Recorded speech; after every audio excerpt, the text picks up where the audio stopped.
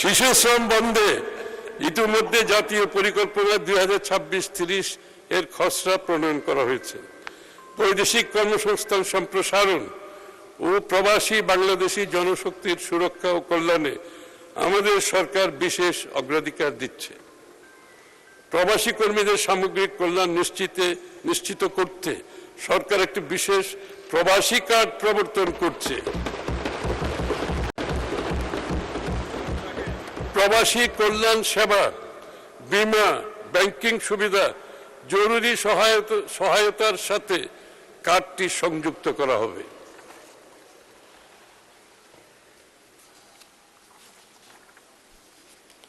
বিকল্প শ্রমবাজার হিসাবে আমরা Russia, Portugal, Romania, Brazil, Greece, Serbia, north Macedonia এই দেশগুলোর সঙ্গে ইতিমধ্যে দ্বিপাক্ষিক চুক্তি স্বাক্ষরের উদ্যোগ গ্রহণ করেছি।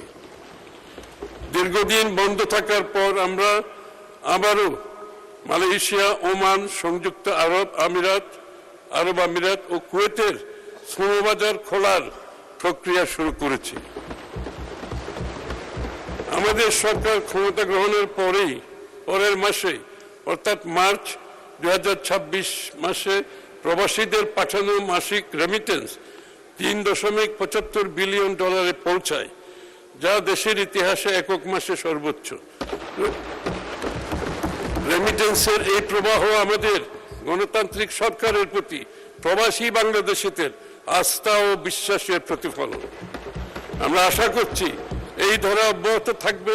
সরকার প্রবাস আয় বৃদ্ধির ধারা অব্যাহত রাখতে বৈধ চ্যানেলে রেমিটেন্স প্রেরণের ক্ষেত্রে 2.5% নগদ প্রণোদনা অব্যাহত রাখছে।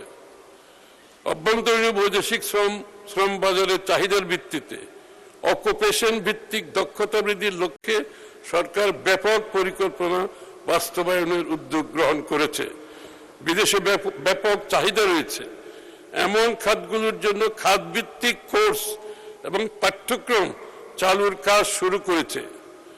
বাজার ভিত্তিক প্রশিক্ষণ, কারিকুলাম উন্নয়ন, সার্টিফিকেশন, অ্যাক্রিডিটেশন ও মান নিয়ন্ত্রণ জোরদার করা হয়েছে।